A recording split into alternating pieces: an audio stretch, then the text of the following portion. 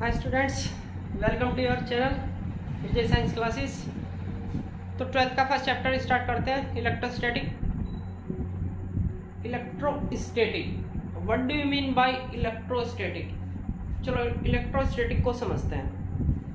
भाई जैसा लिखा है कि इलेक्ट्रोस्टैटिक क्या होती है, एक फिजिक्स की वो ब्रांच जो डील करती है किसके साथ? चार्ज के साथ। किस चार्ज के साथ?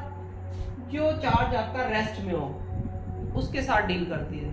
तो ब्रांच ऑफ फिजिक्स जो आपकी डील करती हो किसी ऐसे चार्ज के साथ जो चार्ज किस में हो? रेस्ट में हो।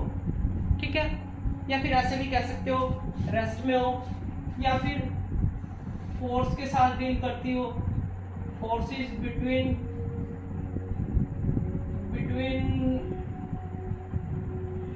स्टैटिक चार्जेस, ये भी बोल सकते हैं बिटवीन स्टैटिक चार्जेस। पोटेंशियल भी बोल सकते हैं, पोटेंशियल के साथ डील करती हो। इलेक्ट्रिक फील्ड के साथ डील करती हो। ओके, तो दैट इज कॉल्ड इलेक्ट्रोस्टैटिक। तो इलेक्ट्रोस्टैटिक फाइनली क्या है? एक ऐसी ब्रांच है आपकी फिजिक्स की जिसमें जो चार्ज होता है वो रेस्ट में रहता है। क्लियर? ओके, चार्ज रेस्ट में आता है तो वर्ड आया charge. What is charge? Charge is something possessed by material, यानी मटेरियल की एक property that makes possible for them, यानी जो उस मटेरियल को क्या बना रही है? पॉसिबल बना रही है कि या तो वो इलेक्ट्रिक फोर्स किसी पे अप्लाई कर सके या किसी का इलेक्ट्रिक फोर्स फील कर सके। अगेन रिपीट कर रहा हूँ, इलेक्ट्रिक चार्ज क्या होता है? Charge is something possessed by the material, जो मटेरियल की एक प्रॉपर्टी है। कौन सी प्रॉपर्टी है?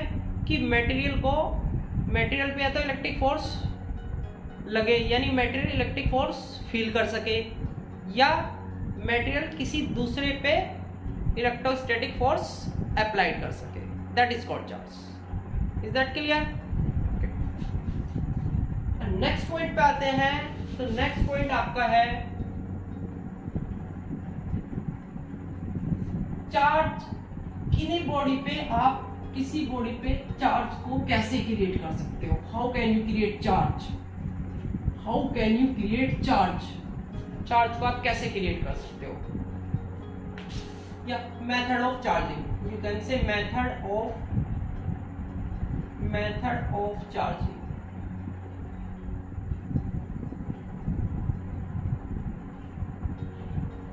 कंडक्शन, इंडक्शन, तीन प्रोसेस होता है। कंडक्शन, इंडक्शन, रबिंग, जिसको आप फ्रिक्शन बोलते हो। फ्रिक्शन आप पढ़ के आ चुके हो। चलो पहले फ्रिक्शन की ही बात कर लेते हैं। फ्रिक्शन, इसको रबिंग भी बोलते हैं। भाई फ्रिक्शन में आपने क्या किया? आपने दो बॉडी लेके क्या किया? उनको आपस में रब किया। रब करने पे क्या होगा? एक से इलेक्ट्रॉन दूसरे पे ट्रांसफर हो जाएंगे। एक बॉडी से इलेक्ट्रॉन दूसरी बॉडी पे ट्रांसफर हो गए। जिस बॉडी पे इलेक्ट्रॉन जाएंगे उस पे नेगेटिव चार्ज क्रिएट हो जाएगा, जिस बॉडी से गए उस पे पॉजिटिव चार्ज क्रिएट हो जाएगा। सपोज करो ये दो बॉडी आपने रब की, ए बी, दो बॉडी ली। आफ्टर रबिंग करने पे क्या हुआ? सपोज ए बी, ए से इलेक्ट्रॉन ट्रांसफर हो गए बी पे, तो बी पे आ जाएगा नेगेटिव चार्ज और ए पे आ जाएगा पॉजिटिव चार्ज। अगर उधर से इधर ट्रांसफर होते हैं तो उस पे पॉजिटिव, इस पे नेगेटिव। सर कैसे पता चलेगा कि किस इलेक्ट्रॉन इस पे से जाएगा या इस पे से जाएगा? बेटा it depends on the work function, जो आपने 11th में पढ़ा होगा। Transferring of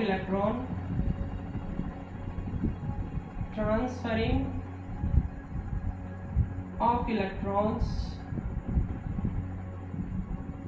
depends on work function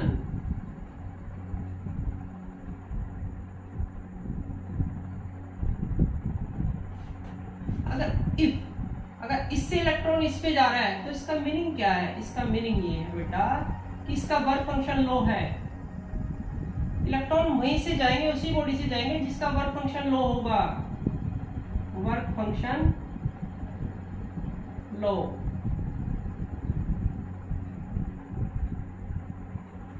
lower function to higher work function electron जो होते हैं वो ट्रांसफर करते हैं। जिसका वर्क फंक्शन लो होगा उससे इलेक्ट्रॉन निकलेंगे और दूसरी बॉडी पे जाएंगे। ये आपका रबिंग हो गया। क्लियर? रीजन मैंने आपको बता दिया। सेकंड आता है आपका कंडक्शन। कंडक्शन में क्या होता है? आपने दो बॉडी ली, कंडक्शन में आपने दो बॉडी ली, एक ये ले लीजिए, एक ये ले लीजिए, ए बी, एक वायर के थ्रू दोनों को कनेक्ट कर दिया। तो कनेक्ट करने पे क्या होगा? सपोज इसका चार्ज ज्यादा है, suppose let QA is greater than QB। ए पे जो चार्ज है वो बी से ज्यादा है, ए पे जो चार्ज है वो बी से ज्यादा है। तो क्या होगा?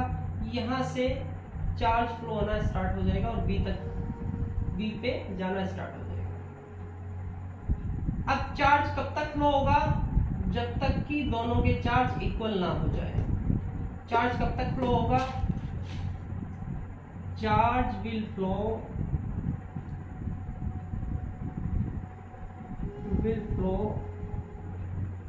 till both the bodies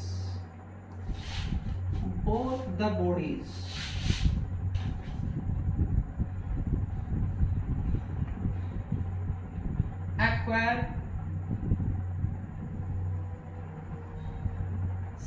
same charge. जब तक कि दोनों पे सेम चार्ज नहीं हो जाता तब तक चार्ज फ्लो करता रहेगा। जब दोनों में चार्ज इक्वल हो जाएगा तो चार्ज जो होगा वो चार्ज का जो फ्लो होगा वो स्टॉप हो जाएगा। क्लियर? ऐसा भी हो सकता है कि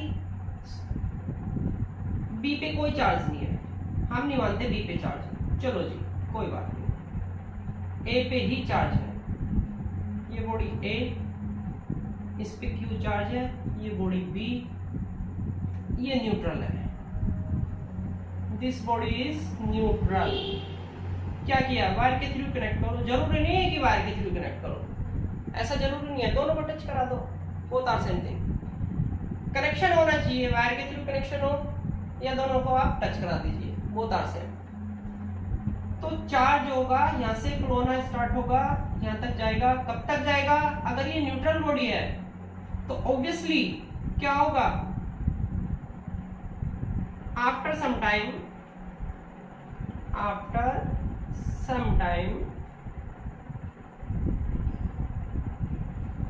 यहां लिख देते हैं चार्ज फ्लो की डायरेक्शन होगी Q/2 इस पे और Q/2 इस पे।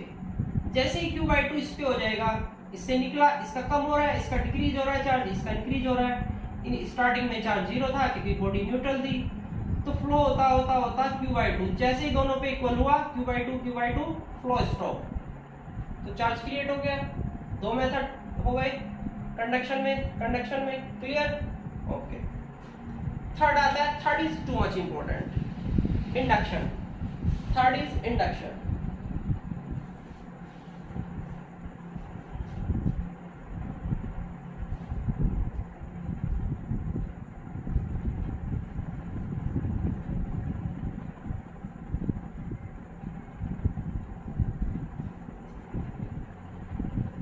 मेथड जो आता है बेटा वो आता है induction, and that is too much important. Induction में क्या होता है? आप सपोज करो आपने ये कोई चार्ज बॉडी ली, पॉजिटिवली चार्ज है, सपोज पॉजिटिवली चार्ज है। आपने क्या रखा? इसके पास में एक बॉडी रख दी नियर इट, और बॉडी आपकी है न्यूट्रल। बॉडी कैसी है? न्यूट्रल। न्यूट्रल मीन्स क्या है?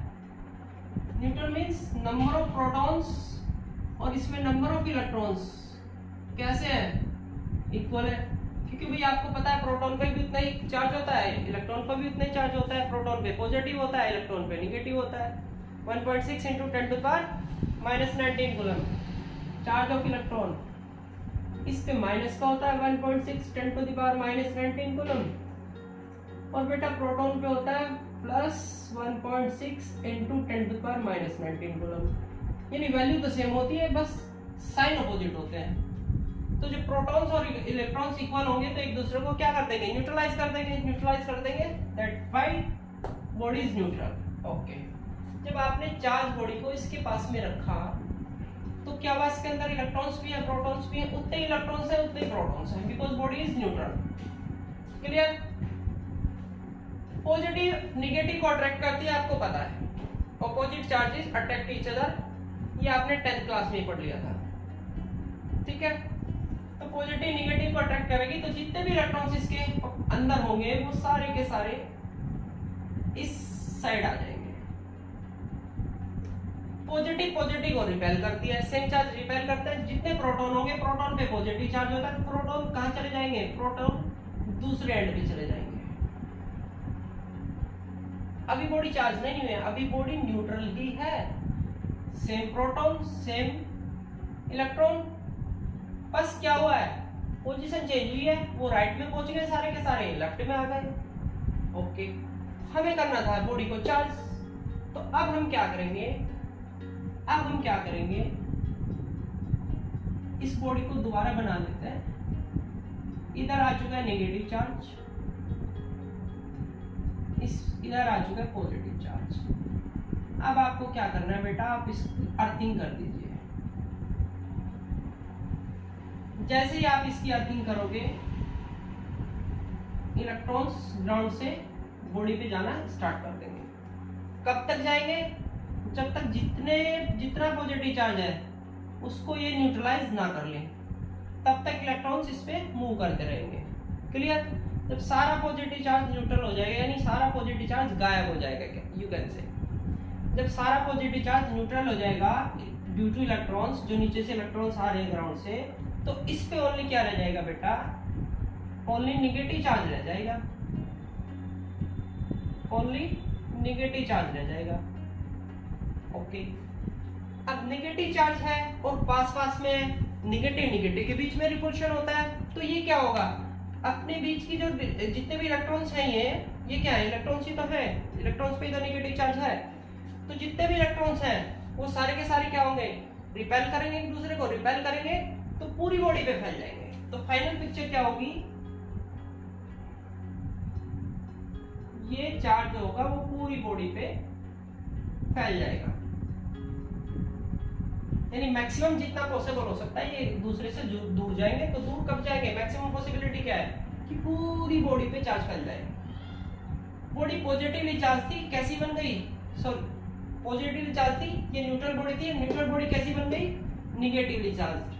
और ये जो चार्ज क्रिएट हुआ है इसको बोलते हैं इंड्यूस्ड चार्ज। इंड्यूस्ड चार्ज,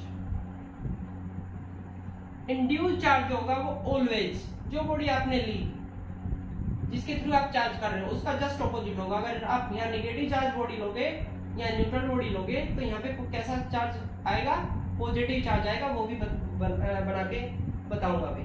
ठीक है, इंड्यूस्ड चार्ज, बात क्लियर हुई। पहले क्या किया, आपने एक बॉडी ली, पॉजिटिव चार्ज, न्यूट्रल बॉडी ली, number of electron number of proton same है। पॉजिटिव क्या करेगा, नेगेटिव को अट्रैक्ट करेगा, नेगेटिव को अट्रैक्ट करेगा तो जितने भी इलेक्ट्रॉन्स होंगे वो क्या होंगे, लेफ्ट साइड आ जाएंगे। पॉजिटिव को रिपेल करेगा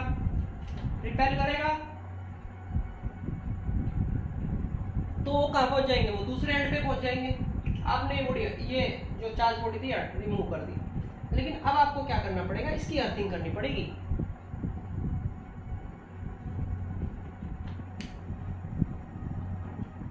विदाउट अर्थिंग काम नहीं होगा, क्योंकि अर्थिंग क्यों जरूरी है, क्योंकि नीचे जो पॉजिटिव चार्ज है ये तो हटाना है ना आपको। ये हटेगा कब, ये इलेक्ट्रॉन इसको न्यूट्रल करेंगे तो ग्राउंड से जो जब अर्थिंग करोगे तो ग्राउंड से इलेक्ट्रॉन्स आएंगे और इस जितने भी प्रोटॉन्स हैं सबको न्यूट्रलाइज कर देंगे। सबको न्यूट्रलाइज, जैसे ही प्रोटॉन न्यूट्रलाइज हो जाएंगे सारे के सारे, नेचुरली जो इलेक्ट्रॉन्स का फ्लो था ग्राउंड से टुवर्ड्स बॉडी वो अब नेचुरली स्टॉप हो जाएगा। क्या बचा? ओनली लेफ्ट साइड में नेगेटिव चार्ज बचा। क्लियर? अब नेगेटिव नेगेटिव के बीच में भी रिपल्शन होना है, आपको पता है इलेक्ट्रॉन सारे एक एंड पे आ रहे थे तो रिपल्शन तो होना ही होना है। और रिपल्शन होना है तो क्या करेंगे, ये कोशिश ये करेंगे कि जितनी दूर पॉसिबल हो सके एक दूसरे से चले जाए, क्योंकि रिपल्शन फोर्स लगेगा। और पॉसिबिलिटी क्या हो बनेगी वो कि ये चार्ज पूरी बॉडी पे फैल जाएगा। तो ये आपका इंड्यूस चार्ज क्रिएट हो गया। इस चार्ज को बोलेंगे इंड्यूस चार्ज, और ये हमेशा इसके जस्ट ऑपोजिट होगा।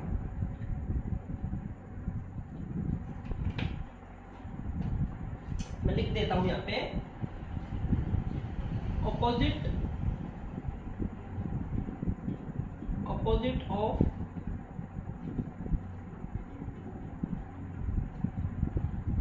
Charge body. जो आपने चार्ज बॉडी ली उसके ऑपोजिट चार्ज क्रिएट होगा, चार्ज बॉडी। सर हम तो पॉजिटिवली चार्ज बॉडी नहीं ले रहे, हम तो निगेटिवली चार्ज बॉडी ले रहे हैं। ठीक है जी, ले लीजिए निगेटिवली चार्ज ले लीजिए।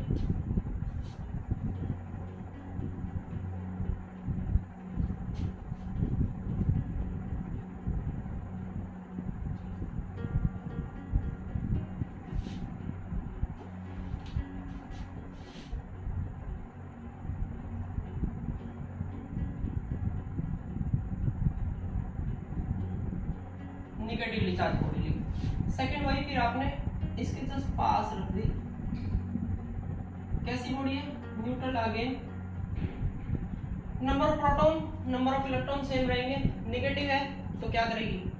पॉजिटिव को अट्रैक्ट करेगी। पॉजिटिव को अट्रैक्ट करेगी तो क्या होगा? अब की बार पॉजिटिव को अट्रैक्ट करेगी यानी प्रोटॉन को अट्रैक्ट करेगी, तो प्रोटॉन किधर जाएंगे? लेफ्ट साइड में। प्रोटॉन जाएंगे लेफ्ट साइड में बेटा। और इलेक्ट्रॉन ये नेगेटिव चार्ज है। नेगेटिव चार्ज का मीनिंग क्या है? नेगेटिव को रिपेल करेगा, जो इलेक्ट्रॉन्स होंगे वो पहुंच जाएंगे राइट साइड में। फिर क्या करना है? फिर अगेन अर्थिंग करनी पड़ेगी।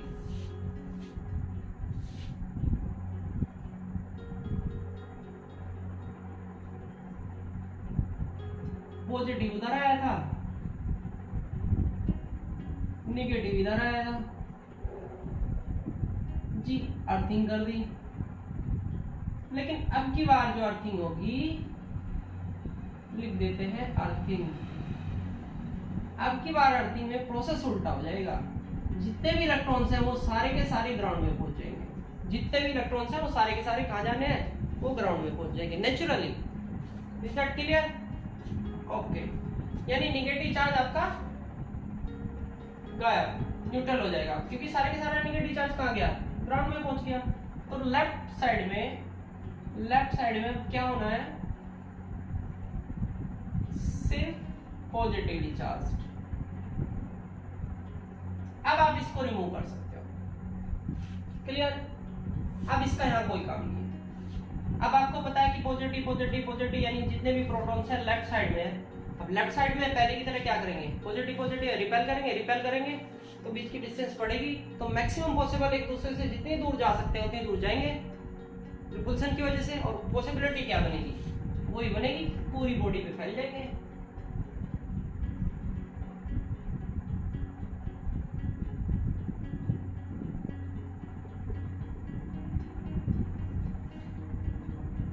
इंड्यूस चार्ज मैंने आपको पहले ही बताया था कि इंड्यूस चार्ज जो होगा वो चार्ज्ड बॉडी से जस्ट ऑपोजिट क्रिएट होगा। चार्ज बॉडी से जस्ट ऑपोजिट क्रिएट होगा। कैसा इंड्यूस चार्ज कैसा है? पॉजिटिव। वो कैसी थी? नेगेटिव। क्लियर? ओके, हाँ जी। तो मैं आपसे क्या कह रहा था, मैंने आपको इंडक्शन समझाया, दोनों एग्जांपल लेके समझा दिए, बता दिया कि इंड्यूस चार्ज जो होगा वो चार्ज बॉडी के हमेशा ऑपोजिट क्रिएट होगा। वो पॉजिटिवली है तो ये नेगेटिव चार्ज क्रिएट होगा, या नेगेटिवली चार्ज बॉडी लोगे तो पॉजिटिव चार्ज क्रिएट होगा। कैसे कैसे होगा वो भी मैंने बता दिया। Without earthing not possible. Without earthing not possible. अब मैं एक चीज आपको बता रहा हूं, जो इंड्यूस चार्ज है ना, इंड्यूस चार्ज वो चार्ज बॉडी के इक्वल भी हो सकता है, लेकिन इससे ज्यादा कभी नहीं हो सकता। इंड्यूस चार्ज बॉडी के इक्वल हो सकता है, लेकिन इससे ज्यादा कभी नहीं हो सकता। तो इंड्यूस चार्ज की जो मैक्सिमम वैल्यू है उसके लिए मैं फॉर्मूला लिख देता हूँ, कंपटीशन के लिए टू मच इंपॉर्टेंट है, बोर्ड एग्जाम के लिए, बोर्ड एग्जाम 12th के लिए तो शायद ना पूछे। मैक्सिमम इंड्यूस चार्ज, इसको नोट करके रखना, maximum induced charge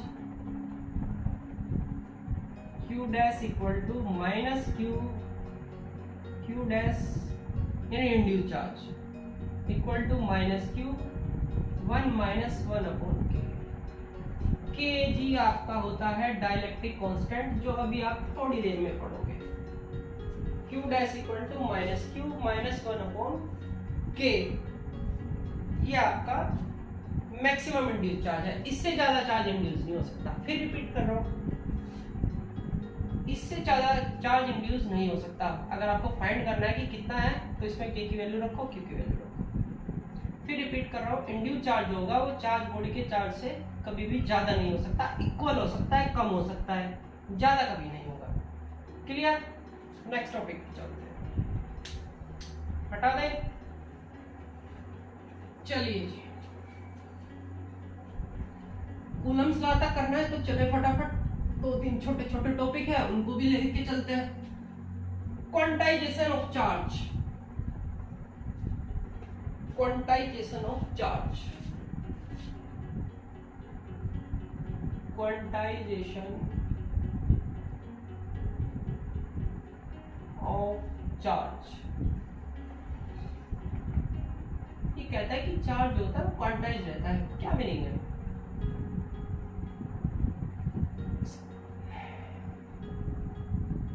The property by virtue of which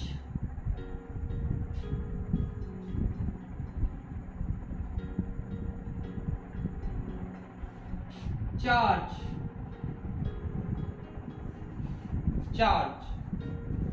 on a body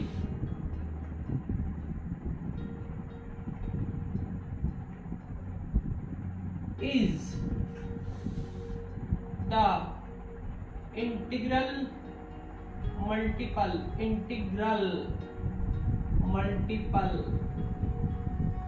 of the basic unit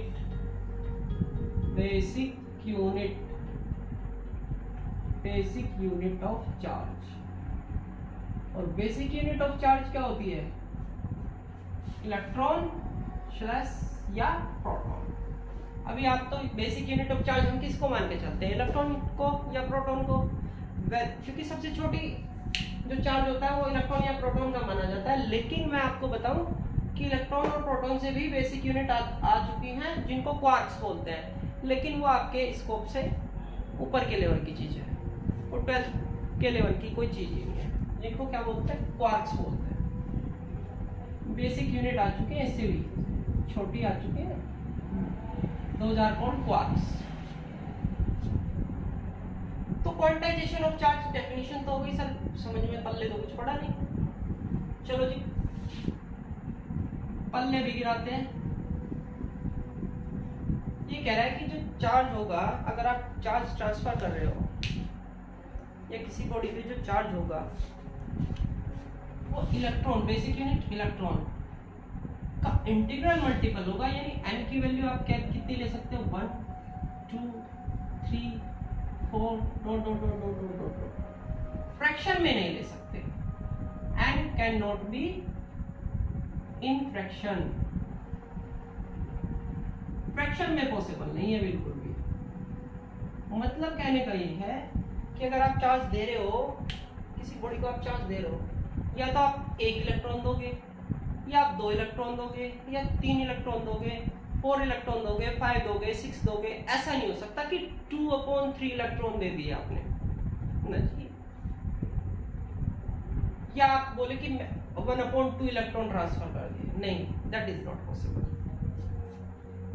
n की वैल्यू 1 2 3 4 5 6 7 8, या तो एक इलेक्ट्रॉन ट्रांसफर करोगे, 2 करोगे, 3 करोगे, 4 करोगे, 5 करोगे। फ्रैक्शन में पॉसिबल नहीं है कि भाई आप बोल रहे हो कि मैंने तो E/3 इलेक्ट्रॉन ट्रांसफर करना है 12th लेवल पे, ठीक है, not possible, not possible. This is the quantization of charge Q equal two plus minus NE। ये आपको नन रखना है, ठीक है। चलिए जी इसको भी हटाते हैं।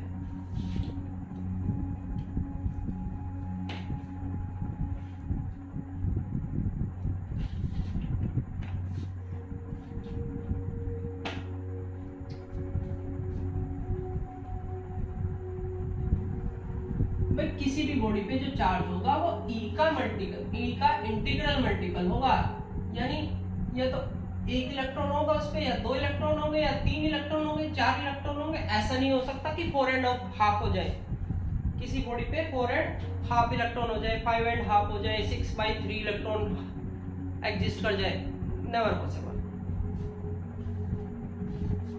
ट्रांसफर कर रहे हो तो भी ऐसे ही होगा। अगर एक बॉडी से इलेक्ट्रॉन दूसरी बॉडी पे ट्रांसफर हो रहे हैं तो भी या तो 1 इलेक्ट्रॉन ट्रांसफर होगा, 2 होगा, 3 होगा, इंटीग्रल मल्टीपल होगा, E का integral multiple 1 2 3 4 5 6 7 8 dot dot dot dot dot.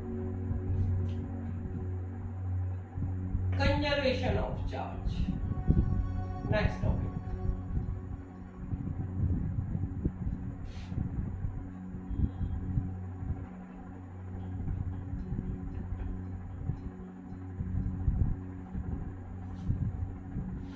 ये वर्ड तो आपने बहुत पहले पता नहीं कितनी बार पढ़ चुके हो, 11th में भी पढ़ चुके हो।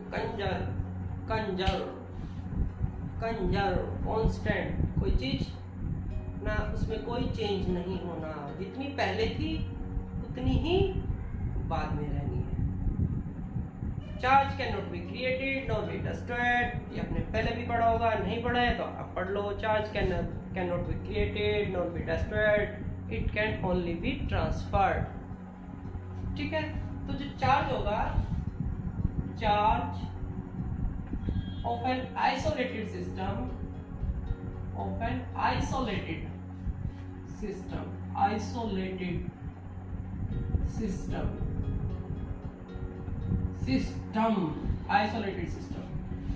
remains also constant।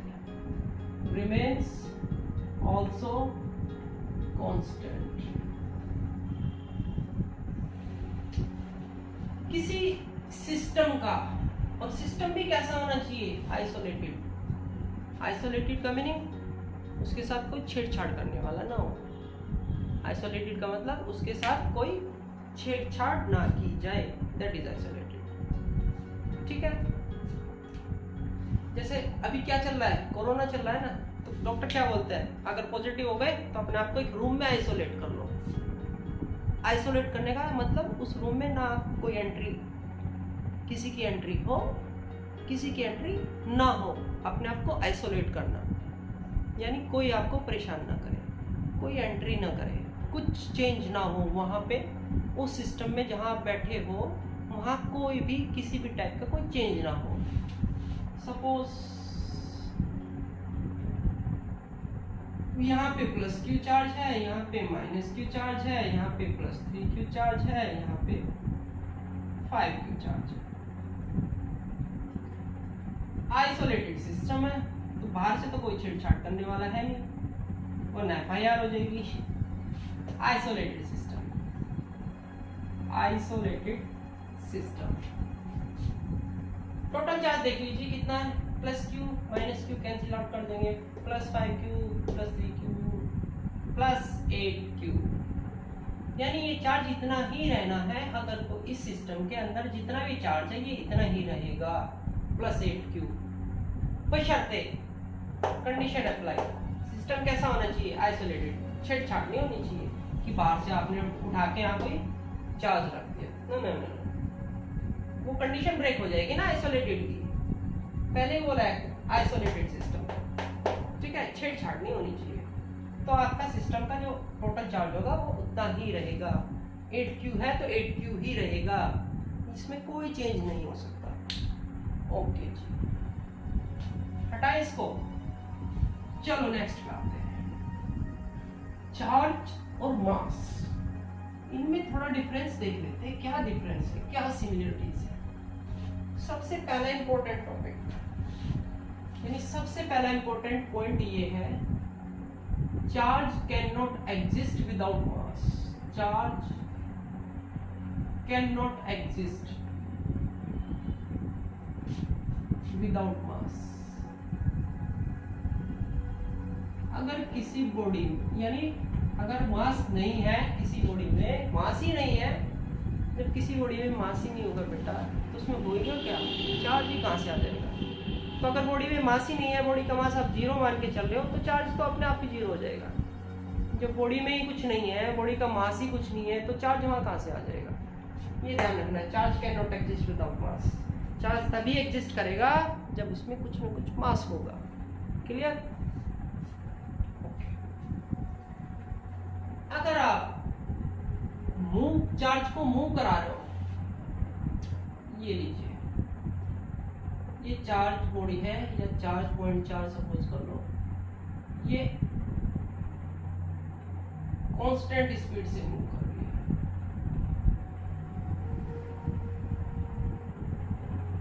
Constant speed.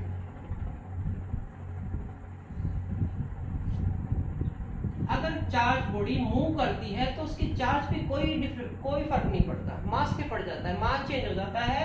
अगर कोई चार्ज बॉडी मूव करेगी तो उसके चार्ज पे कोई डिफरेंस नहीं आने वाला, जितना था उतना ही रहेगा। क्लियर? जितना था उतना ही रहेगा। बट अगर वो कांस्टेंट स्पीड से मूव कर रही है, यानी एक्सीलरेशन जीरो, तो एक काम वो जरूर करेगी बेटा, वो इलेक्ट्रिक फील्ड भी प्रोड्यूस करेगी प्लस मैग्नेटिक फील्ड भी प्रोड्यूस करेगी। ई फॉर इलेक्ट्रिक फील्ड अभी आगे आएगा, और B for magnetic field. Radiation नहीं देगी, नो रेडिएशन, रेडिएशन नहीं देगी, यानी इसमें से रेडिएशन नहीं निकलेगा, रेज नहीं निकलेगी। बट अगर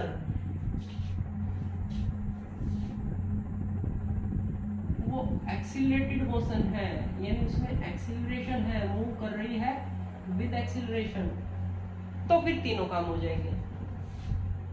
क्या? वो इलेक्ट्रिक फील्ड भी प्रोड्यूस करेगी प्लस मैग्नेटिक फील्ड भी प्रोड्यूस करेगी प्लस वो रेडिएशन भी देगी, रेडिएट भी करेगी, रेडिएशन भी प्रोड्यूस करेगी। और चार्ज अगर रेस्ट में है तो क्या करेगा, वो इलेक्ट्रिक फील्ड प्रोड्यूस करेगा, बस।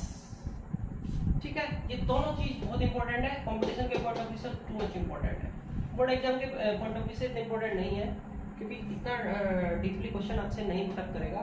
लेकिन जब मैंने बता दिया तो लर्न रख लीजिए, कंपटीशन में काम आएगा। ठीक है, इसको नोट करके रखना। ओके, फिर यहाँ पे लिख देता हूँ, फॉर अ मूविंग बॉडी,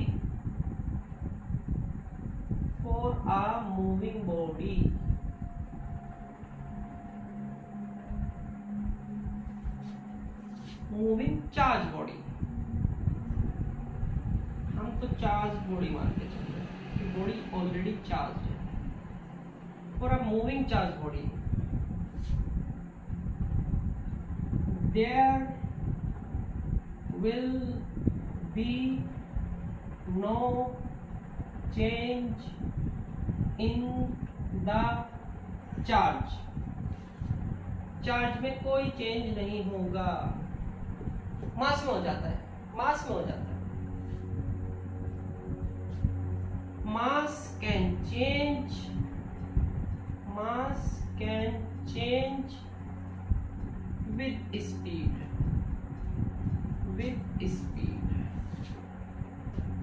अगर स्पीड बढ़ेगी, अगर आप स्पीड बढ़ाओगे तो मास बढ़ जाएगा। ऑन इंक्रीजिंग द स्पीड,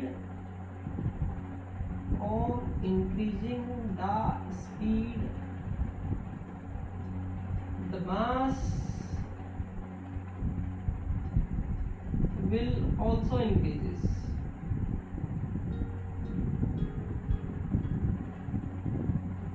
इसका एक फॉर्मूला होता है कि m equal to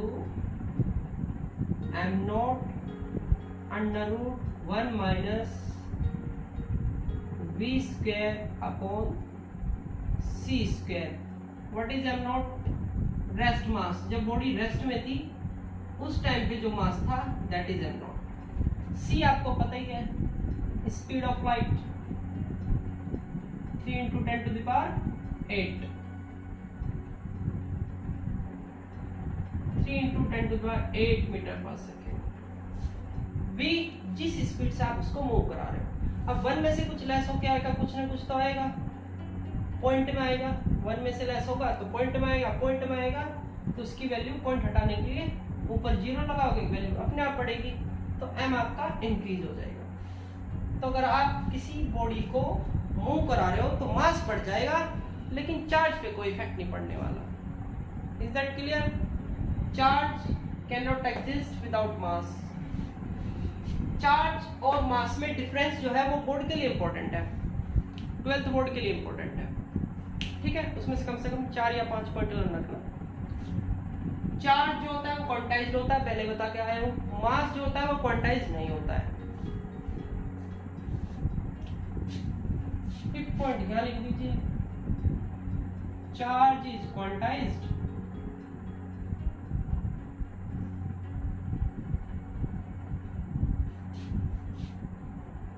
but mass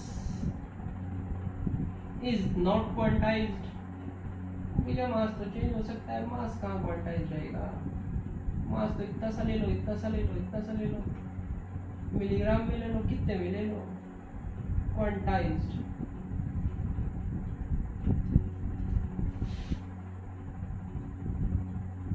sixth एक पॉइंट और ले लो. चार्ज जो होगा, charge is conserved, mass is not conserved.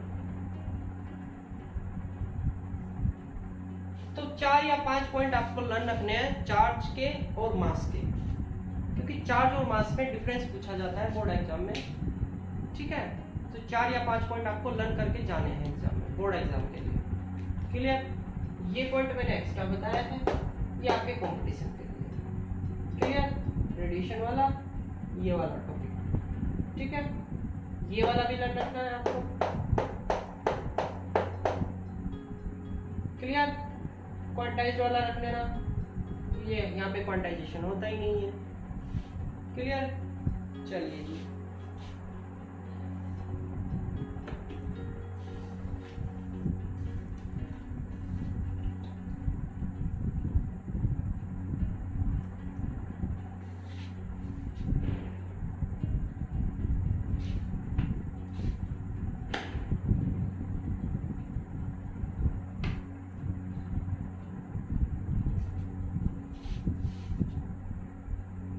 कितने पॉइंट हो गए भाई? 1 पॉइंट यहाँ दे सकते हो, 4-5 पॉइंट और दे लीजिए भाई. चार्ज के बीच जो फोर्स लगेगा वो कौन सा होगा? Electrostatic force. और मास के बीच जो फोर्स लगता है आपको पता ही है, 11th में पढ़ के आ चुके हो, कौन सा फोर्स होता है?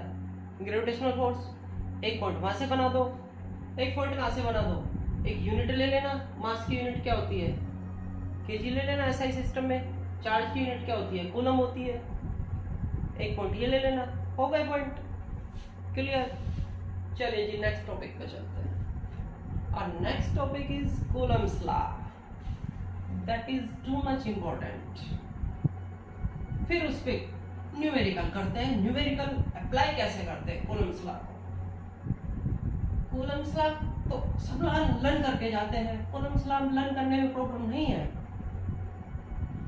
कूलम्स लॉ के अगर आप एप्लीकेशन यानी न्यूमेरिकल सोल्व करने आ रहे हैं आपसे तो अच्छी बात है, और वो ही मेन मुद्दा है.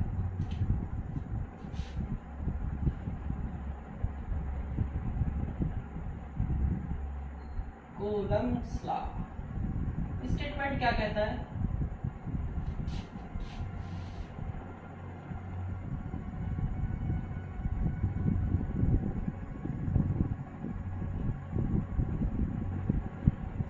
बीच की डिस्टेंस r लेट कर ली, दो पॉइंट ले लिए ए और बी, इन पे दो चार्जेस प्लेस्ड हैं, Q1 और Q2 चार्ज रखे हैं, बीच की डिस्टेंस R ले ली। तो कूलम्ब्स लॉ ये कहता है the force of interaction between two charges, the force of interaction between two charges is directly proportional to,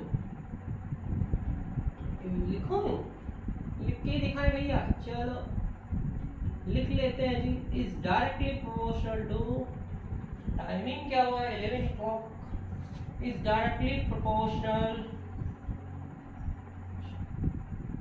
to the product of the charges, to the product of the charges and inversely proportional to, इसको inverse square law भी बोलते हैं, inverse square law and inversely proportional to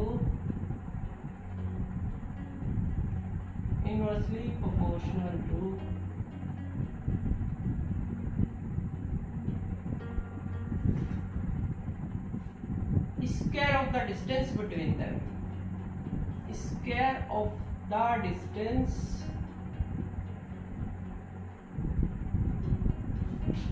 between them। तो F is directly proportional to product of the charges Q1 Q2, inversely proportional to square of the distance between them। Proportional sign हटा है, कोई constant आया k, Q1 Q2 divided by R square। What is k? K is a constant and its name is dielectric constant, dielectric constant, और इसकी value होती है 1/4 pi epsilon naught Q1 Q2 upon R square. ये formula आ गया जी आपका Coulomb's law for, Coulomb's law 4.2.40 epsilon not. What is epsilon not? Absolute electrical permittivity of free space, यानी बीच में क्या है, फ्री स्पेस होना चाहिए या air, free space slash air.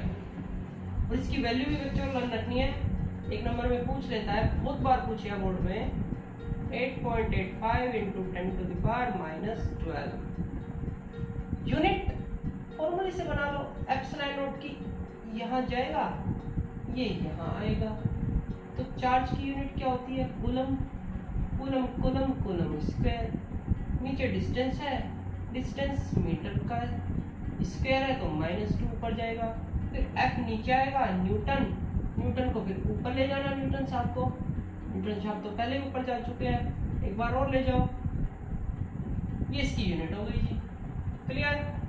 Dimension निकालनी है, डायमेंशन भी निकाल लीजिए, डायमेंशन भी पूछता है एक नंबर में, तो इसकी डायमेंशन क्या होगी, बाकी की डायमेंशन रखो, इसकी डायमेंशन निकाल दो भाई, इसकी रखो, इसकी रखो, इसकी रखो, इसकी रखो, एप्सिलॉन नॉट क्या आ जाएगी डायमेंशन। वैल्यू भी इंपॉर्टेंट है और डायमेंशन तो टू मच इंपॉर्टेंट है। एप्सिलॉन नॉट, चलिए जी, Q इक्वल टू आपको पता है 10th में फॉर्मूला था IT, करंट इनटू टाइम, और करंट की डायमेंशन होती है A कैपिटल A, और टाइम की तो आपको पता ही है T होती है, तो बना लीजिए जी। एक चार्ज की कितनी हुई 80 इंटू 80, तो A स्क्वायर D स्क्वायर, नीचे डिस्टेंस है लेंथ, ऊपर आएगी -2, फिर F नीचे है, F की होती है mlt -2, ऊपर ले जाइए जी, m-1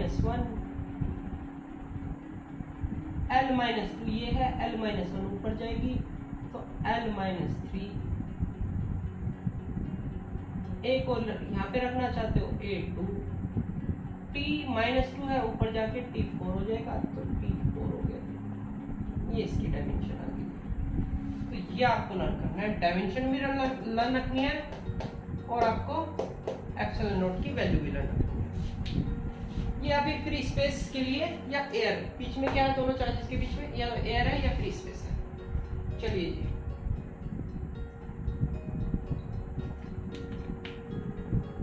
अभी एप्सिलॉन अगर मीडियम रख दें उसकी बात में करेंगे, पहले न्यूमेरिकल की बात कर लेते हैं। तो न्यूमेरिकल देख लेते हैं कि एनसीईआरटी के ही है, अच्छे क्वेश्चन है,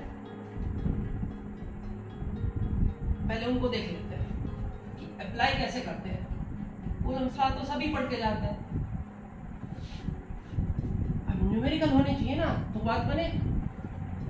कूलम्ब्स लॉ आता है, फॉर्मूला आता है, न्यूमेरिकल आते नहीं जी, तो गलत बात है जी।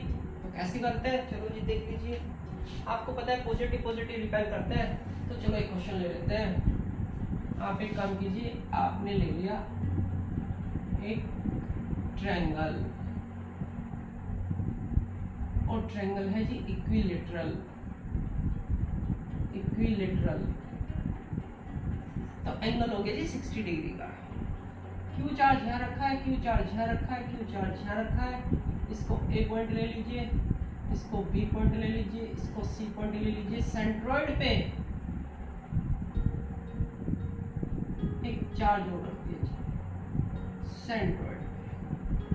आपको पता है इसमें हल्की सी ज्योमेट्री यूज होगी।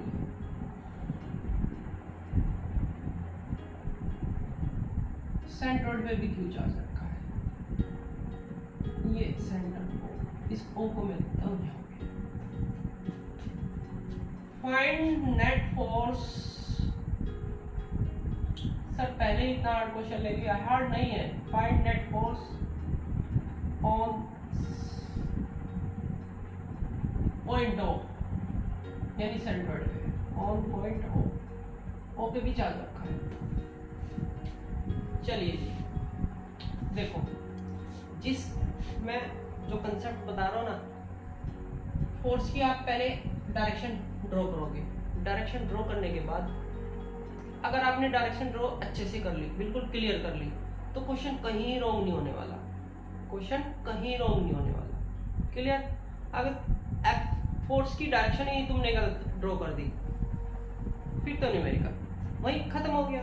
इससे पहले मैं तुम्हें थोड़ा सा सिखा देता हूँ। सपोज करो ये है ट्रायंगल, क्यू चार्ज यहाँ रखा है, क्यू चार्ज यहाँ रखा है, यहाँ रख लेते हैं, ये इसी कॉर्नर पे है, क्यू यहाँ रखा है, ठीक है। इस पॉइंट पे नेट फोर्स पूछा है भाई, इस पॉइंट पे, जिस पॉइंट पे नेट फोर्स पूछा है उसको छोड़ के बाकी जितने भी चार्जेस पे फोर्स लगाएंगे। इस पॉइंट पे नेट फोर्स पूछा है तो इस पॉइंट पे फोर्स एक तो ये लगाएगा, एक ये लगाएगा। इसको ए पॉइंट ले लेते हैं, इसको बी पॉइंट ले लेते हैं, इसको सी पॉइंट ले लेते हैं। सी पॉइंट पे नेट फोर्स पूछा है तो इस पे एक तो ये लगाएगा। जिस पॉइंट पे पूछा है उस पॉइंट पे पेन रखो, क्लियर। ड्यू टू दिस निकाल रहे हो, ड्यू टू दिस निकाल रहे हो। पॉजिटिव को रिपेल करता है, पॉजिटिव को दूर भगाएगा, यानी दूसरी साइड, ऑपोजिट साइड में फोर्स। दूर भगाने का मतलब क्या है, दूसरी साइड फोर्स लगाएगा। तो यहाँ पे पॉइंट रखो, यहाँ पे पेन रखो अपना कॉपी पे, जिस पॉइंट पे निकालना है। इस चार्ज की वजह से ये चार्ज क्या करेगा, इसको रिपेल करेगा। रिपेल करने का मतलब इधर भगाएगा। तो इस लाइन के अलोंग, इस लाइन के अलोंग बिल्कुल देखो, पेन मत हटाना है से, इसी लाइन के अलोंग ये फोर्स हो गया ड्यू टू ए पे जो चार्ज रखा है। अब ये भी फोर्स लगाएगा, फिर पेन वहीं पे रखो। ये भी क्या करेगा, उसको रिपेल करेगा। तो इसी लाइन के अलोंग एक फोर्स इधर ड्रॉ कर दीजिए, ये हो गया एफ पी। इस क्यू को आप यहाँ ले लीजिए, क्लियर। इक्विलेटरल ट्रायंगल है, 60 डिग्री सपोज एंगल है। नेट फोर्स निकाल लेंगे, बीच से जाएगा एफ नेट का फॉर्मूला कहाँ से निकलता है, वही F1 square plus F2 square plus 2f1 f2 cos theta 11th वाला f1 f2 cos theta. Theta आपको गिवन ही है 60 60 60 इक्विलेटरल ट्रायंगल है सपोज। तो f1 की fb की वैल्यू रखोगे, fa की वैल्यू रखोगे, ये लेंथ आपको गिवन होगी q1 q2 upon r square. Suppose करो ये डिस्टेंस आपकी 10 मीटर है, ये भी 10 मीटर है, इक्विलेटरल 10 मीटर। क्लियर? fa की वैल्यू k की वैल्यू मैंने नहीं बताई शायद, k की वैल्यू होती है 9 into 10 to the power 9। Value सबसे बाद में रखते हैं 1/4 पाई एप्सिलॉन b नहीं लिखते जब न्यूमेरिकल करते हैं, सबसे पहले k ही लेके चलते हैं, सबसे लास्ट में काम होता है k। fa किस के बीच का फोर्स है, इसके और इसके, q1 q2 बीच के डिस्टेंस का स्क्वायर निकल गया जी। fb निकाल लो जी, किस के बीच का फोर्स था, इसके और इसके, k q1 into q2, q अलग अलग भी हो सकते हैं, आपको अलग अलग है तो अलग अलग रख लो, बीच के डिस्टेंस 10 10 का स्क्वायर, k की वैल्यू रख सकते हो। ठीक है, fa fb। अब आपको पता है कि fa और fb यहाँ तुम्हें इक्वल दिखाई दे रहा है, देख लो मैग्नीट्यूड, फिर उन्हें उठा के यहाँ रखो, इसको एप्लेट कर लो, क्योंकि fa इक्वल टू fb, तो इसको आप एप्लेट कर लीजिए। तो यहाँ से अगर मैं देखूं तो f जो आएगा f1 भी f square plus f square, क्योंकि सब इक्वल है, 2f इंटू f cos 60, और cos 60 की वैल्यू कितनी होती है बेटा, जल्दी बताओ। अरे सर कहाँ बताएं, आप सुन रहे हो तभी तो बताएं। 2f स्क्वायर cos 60 हाफ, इस 2 से 2 गया, f square 3f square, root लीजिए f रूट 3। अब आप f की वैल्यू रख सकते हो, ये रही f की value, k value 9 into 10 to the power 9 रख सकते हो, q into q square upon 10 का स्क्वायर, अगर q की वैल्यू गिवन है तो रख दीजिए, और k की वैल्यू तो रखनी है आपको 9 into 10 to the power 9, q square upon 100, और f है तो न्यूटन फोर्स की। ऐसे करते हैं, फिर रिपीट करके आ रहा हूँ। अब की बार मैं क्या कर रहा हूँ, हल्का सा चेंज कर रहा हूँ। सारे पॉजिटिव चार्ज ले लिए सर आपने तो, कोई बात नहीं। अब की बार एक काम करते हैं, अब की बार क्या करते हैं, इस चार्ज को निगेटिव कर लेते हैं, उसको पॉजिटिव रखते हैं, इसको पॉजिटिव करते हैं, फिर वही है सी पे निकालना है। देखो पेन रखो यहाँ पे, निगेटिव पॉजिटिव को अट्रैक्ट करेगा, अपनी साइड खींचेगा तो अपनी साइड फोर्स लगेगा, तो इसी लाइन के लो, इसी लाइन के लो फोर्स U2A, सी पे ये जो फोर्स लगेगा अपनी डायरेक्शन में लगाएगा। पॉजिटिव होता तो बिल्कुल उस साइड रिपेल करता, निगेटिव है तो अपनी तरफ अट्रैक्ट करेगा, इसी लाइन के लो आप एरो ड्रॉ कर दोगे। वहां पॉजिटिव है तो वो फिर रिपेल करेगा, इसी लाइन के लो ऐसे, F U2B।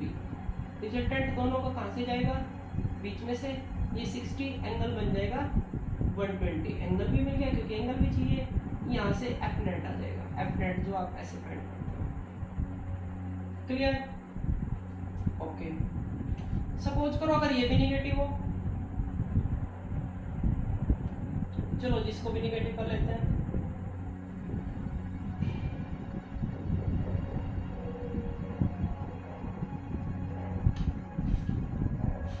लो जी निगेटिव कर लिया।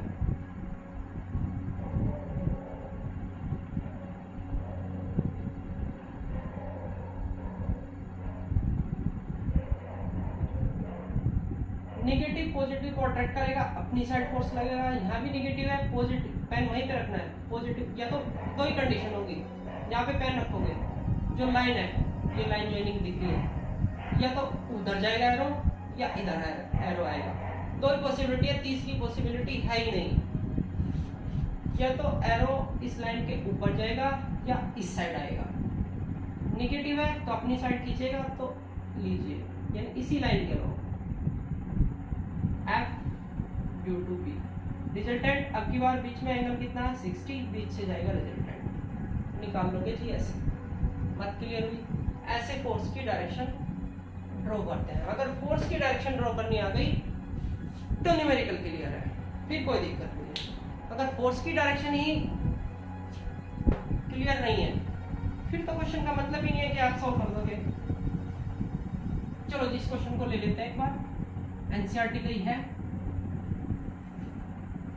थोड़ी ज्योमेट्री यूज होनी है। क्या पूछा था? Net force on. चलिए जी, साइड है इसकी L, इक्विलेटरल ट्रायंगल है, ये भी L जी, ये भी L। पहले फोर्स ड्रॉ कर ले, लाइन ज्वाइनिंग इस पे पॉजिटिव पॉजिटिव को रिपेल करेगा। मैंने बताया पॉइंट जहां रखोगे, पेन जहां रखोगे, दो ही पॉसिबिलिटी है। जो लाइन ज्वाइनिंग है ये तो एरो उधर जाएगा या एरो इधर इस लाइन के अलोंग आएगा, इस साइड या उस साइड। पॉजिटिव पॉजिटिव को रिपेल करेगा तो भैया फोर्स जाएगा इस side, force due to A on O, ऐसे भी लिख सकते हो, ओनली ये भी लिख सकते हो, force due to A, force due to A on O, ऐसे भी लिख सकते हो, या force on O due to A, आपकी मर्जी है। मैं लिख देता हूँ F A due to A. अब इस नंबर आया किसका? इसका पॉजिटिव है, यहाँ पे पॉजिटिव चार्ज है, रिपेल करेगा।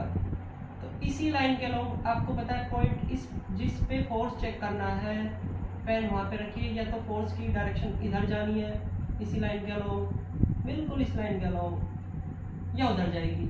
पॉजिटिव पॉजिटिव को रिपेल करेगा तो सीधी सी बात है जी इधर जाएगी, बिल्कुल स्ट्रेट, बिल्कुल स्ट्रेट। फोर्स ड्यू टू सी, ये पॉइंट था ओ, इस पॉइंट को यहाँ लिख लेता हूँ, ओ पॉइंट है। अभी एक चार्ज ऊपर भी बचा हुआ है, पॉजिटिव पॉजिटिव को रिपेल करेगा, फिर पेन यहीं पे रखो भाई, या तो एरो ऊपर जाएगा या नीचे आएगा, दो ही पॉसिबिलिटीज होती है इसी लाइन के ऊपर। तो पॉजिटिव, वो पॉजिटिव इस पॉजिटिव को रिपेल करेगा, इस पे फोर्स चेक करना है ना, तो वो इसको इस साइड इस साइड इस साइड लेके आएगा, तो फोर्स लगेगा इस side, force due to B. तो जी इस पॉइंट पे तीन फोर्स तीनों ने लगा दिए, तीनों के हमने एरो ड्रॉ कर दिए, यानी तीनों फोर्सेस के आपकी डायरेक्शन आ गई, एफ ए इस साइड होगा, एफ सी इस साइड होगा, एफ बी इस साइड होगा। क्लियर? अब इसमें थोड़ी ज्योमेट्री यूज होनी है। मैं इसको क्या करता हूँ, इसको या मैं डिलीट कर लेता हूँ। एक्चुअल में क्या है, जब एफ ए की वैल्यू आप रखोगे आपको ये डिस्टेंस चाहिएगी, जब एफ बी की वैल्यू रखोगे तो ये डिस्टेंस चाहिएगी, और जब एफ सी की वैल्यू रखोगे तो ये डिस्टेंस चाहिएगी, और ये डिस्टेंस और ये डिस्टेंस, क्योंकि सेंट्रॉइड है ये सारी की सारी इक्वल है। तो ये तो आप कोई सी भी फाइंड कर लो, ये फाइंड कर लो, ये फाइंड कर लो, ये फाइंड कर लो। तो फाइंड कैसे होगी? ज्योमेट्री से फाइंड होगी। आपको पता है, आपको याद होगा कि इक्विलेटरल ट्रायंगल में जो सेंट्रॉइड होता है ये 2:1 का रेशो होता है, 2 रेशो ऊपर और 1 रेशो नीचे। तो BD जो होगा वो किसके इक्वल होगा? BD। 2:1 का रेशो है, 2:1 का रेशो है, तो 2/3 ये होगी जी BO की वैल्यू। जो BO होगा वो 2/3 होगा पूरे के, यानी पूरा BD। ठीक, तो आपको ये पता होना चाहिए बाय ज्योमेट्री। अब आपको BD अगर आप निकाल लो तो आपकी BO आ जाएगी, BO आते ही आपकी FA की वैल्यू भी आ जाएगी, FB की वैल्यू भी आ जाएगी, FC की भी वैल्यू आ जाएगी। चलो जी BD निकाल लेते हैं। BD रिजॉल्विंग में, तो रिजॉल्विंग से भी निकाल सकता हूँ, रिजॉल्विंग से 1 सेकंड भी निकल जाएगी, लेकिन आप वहाँ रिजॉल्विंग करके दिखाओगे तो शायद आपके मार्क्स काट ले। रिजॉल्विंग वैसे 11th में आई थी 60 डिग्री, आपको ये एंगल पता है 90 डिग्री है, परपेंडिकुलर ड्रॉ किया है, हाइपोटेनियस, और चाहिए आपको क्या? परपेंडिकुलर। तो कौन सा एंगल क्या यूज करोगे? साइन। कौन से ट्रायंगल में? ए बी डी में। In triangle A B D sin 60 equal to B D perpendicular upon hypotenuse A B. sin 60 √3/2 B D find करनी है।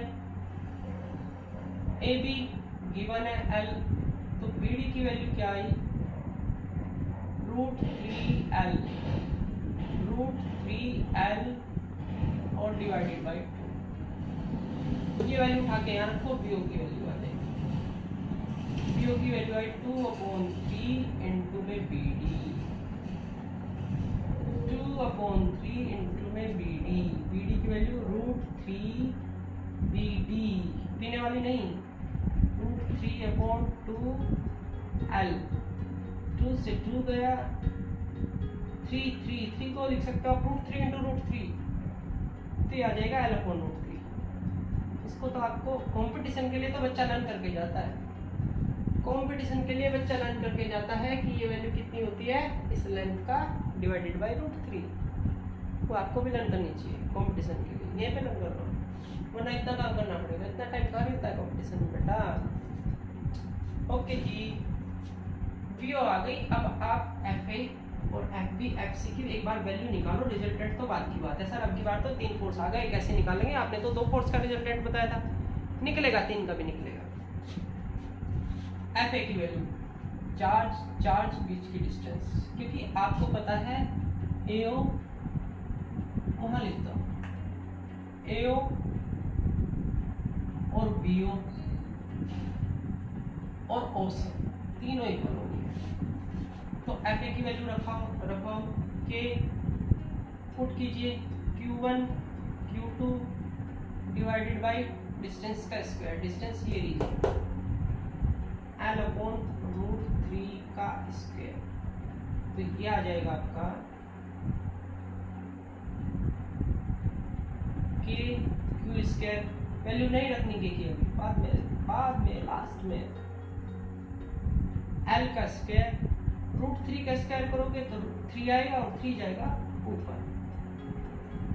एफ ए की वैल्यू आ गई। एफ बी की वैल्यू निकालना जरा, सेम ही आएगी बिकॉज डाटा सेम है। एफ बी ये चार्ज और ये चार्ज, के क्यू डिस्टेंस वही L/√3 because both are same, तो बेटा वही आनी है 3KQ² और यही वैल्यू बेटा एफ सी की आनी है। एफ सी क्यू चार्ज कितना रखा है यहाँ पे, क्यू बीच की डिस्टेंस आपको पता ही है, यही लेनी है L/√3 स्क्वायर, तो वैल्यू सेम निकल के आ गई तीनों की। चलो जी, निकल के आ गई तो अच्छी बात है। ओके, तो वैल्यू देखो आ गई। सर रिजल्टेंट कैसे निकाले? आपने तो 2 का रिजल्टेंट बताया था। चलो मैं इसका फ्री बॉडी डायग्राम बनाता हूँ। सर ये फ्री बॉडी डायग्राम क्या होता है? जब कंपटीशन की प्रिपरेशन करोगे तब पता चल जाएगा। फ्री बॉडी डायग्राम का मतलब है, मुझे ये 3 फोर्स से मतलब है। आपको पता है कि ये एंगल कितना है 120 डिग्री। यहाँ पे कितने फोर्स है? एक फोर्स इधर लगा था एफ ए, एक फोर्स इधर लगा है एफ सी,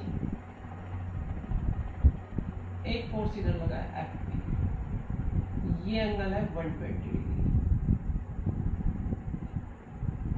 इन 2 का रिजल्टेंट पहले निकलेगा, 3 का रिजल्टेंट एक साथ नहीं निकाल सकता। अगर आपके पास 2 से ज़्यादा फोर्सेज है तो सबका रिजल्टेंट एक साथ नहीं निकलेगा, पहले 2 का निकलेगा।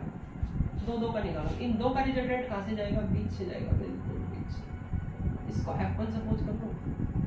चलो जी F1 की वैल्यू देखो, FC² प्लस FA², इन 2 का निकाल रहे हैं, plus 2FA FC cos 120 degree. आपको पता है FC और FA तो इक्वल है, FA FB FC तीनों ही इक्वल है, तो इसको एप्लाइड कर लो ना। FB A equal to F B equal to F C equal to F flat. इससे का आपका वर्क इजी हो जाएगा। F square plus F square plus 2f into F cos 120 minus half, 2 से 2 गया, F square plus F square plus F square 3f square 3f square 3f square यानी f√3। तो अब इसका यानी f1 जो आया आपका वो कितना आया, f1√3 और नीचे एक फोर्स है f। अब ऑपोजिट डायरेक्शन है, बड़े में से जी छोटे वाला घटा लीजिए, बड़े वाले में से cos 60 हाफ। ओहो देखो यहाँ पे मिस्टेक हो रखी है, ये माइनस आना है बेटा, माइनस। आपने क्वेश्चन गलत करवा दिया, आपने नहीं करवाया, मैंने ही किया है, आपने नहीं कराया, मैंने ही किया है। इसको भी हटाओ, वैल्यू कुछ और ही आएगी निकल के। एफ स्क्वायर से एफ स्क्वायर कैंसिल, बचा एफ स्क्वायर, क्योंकि मुझे पता था इसका आंसर 0 आना है। एफ का मतलब F A F B F C, तो ये आया F opposite, just F B के ऑपोजिट डायरेक्शन में। जब दो फोर्स ऑपोजिट में हो तो अब नेट फोर्स कैसे निकलेगा, final F on O point पे निकालना था ना, F on point O. Subtract कर दीजिए, इसमें से इसको कर दो, इसमें से इसको कर दो, वैल्यू तो equally F minus F B. और एफ बी कैसे हैं, इक्वल है, यहाँ देख लीजिए। इसको एफ को लेट ही तो किया था हमने, एफ को एफ बी लिख लीजिए, F B minus F B equal to 0। तो नेट फोर्स कितना हुआ इस चार्ज पे, 0। क्लियर बात बनी, कुछ बनेगी। और क्वेश्चन करेंगे नेक्स्ट लेक्चर में, और क्वेश्चन करेंगे। Clear, Coulomb's law clear. फिर रिपीट कर रहा हूँ, मास और चार्ज का जो डिफरेंस है बोर्ड एग्जाम के पॉइंट ऑफ व्यू से टू मच इम्पोर्टेंट है। क्वांटाइजेशन ऑफ चार्ज बहुत बार पूछता है, वो इम्पोर्टेंट है। कंडक्शन, इंडक्शन, रबिंग बड़ा आसान है। रबिंग में ये ध्यान रखना कि जिसका वर्क फंक्शन लो होता है उसी से इलेक्ट्रॉन निकलेंगे और दूसरी बॉडी पे जाएंगे। लो वर्क फंक्शन जिसका होता है, ठीक है, उससे इलेक्ट्रॉन निकलते हैं और जिससे इलेक्ट्रॉन निकलेंगे उस पर पॉजिटिव, उस पर नेगेटिव। कंडक्शन मैंने आपको बताया, अगर आप टच करा दो बॉडी को डायरेक्टली या किसी वायर के थ्रू कनेक्ट करा दो तो चार्ज फ्लो होगा। फ्लो कब तक होता रहेगा, जब तक कि दोनों पे इक्वल चार्ज ना हो जाए। जैसे इक्वल चार्ज होगा यानी इक्विलिब्रियम मेंटेन होगा, यू कैन से इक्विलिब्रियम, तो क्या होगा, फ्लो स्टॉप हो जाएगा। इंडक्शन मैंने अच्छे से बताया, दोनों तरीके से। अर्थिंग जरूरी है, विदाउट अर्थिंग इंडक्शन पॉसिबल नहीं है। क्लियर। मैक्सिमम इंडक्शन कितना हुआ वो कंपटीशन के पॉइंट ऑफ व्यू से इंपॉर्टेंट है। उसका फॉर्मूला लिखा था मैंने, Q dash equal to -Q - 1/K। यानी जो इंड्यूस्ड चार्ज होगा, जो चार्ज क्रिएट हुआ है इंडक्शन के थ्रू, उसको इंड्यूस्ड चार्ज बोलते हैं। तो इंड्यूस्ड चार्ज होगा जिस बॉडी की वजह से वो चार्ज क्रिएट हो रहा है, ठीक है, उस चार्ज बॉडी से इक्वल तो हो सकता है, कम हो सकता है, ज़्यादा कभी नहीं हो सकता। और उसकी मैक्सिमम वैल्यू मैंने आपको बताई थी, Q मैक्सिमम वैल्यू जो होती है Q dash equal to, Q dash क्या है, मैक्सिमम वैल्यू -Q - 1/K। ठीक है। फिर चार्ज और मास की जो प्रॉपर्टी बताई थी वे आपको प्रॉपर्ली लर्न करनी है। कूलम्स लॉ लर्न करके फिर एप्लीकेशन है too much important. Coulomb's law तो सब लर्न करके जाते हैं। एप्सिलॉन नॉट की वैल्यू और एप्सिलॉन नॉट की dimension, that is too much important. ठीक है, आप वहाँ से फॉर्मूले से यूनिट निकाल लेना जैसे मैंने आपको सिखाई। रटने की भी जरूरत नहीं है, रटने की जरूरत नहीं है।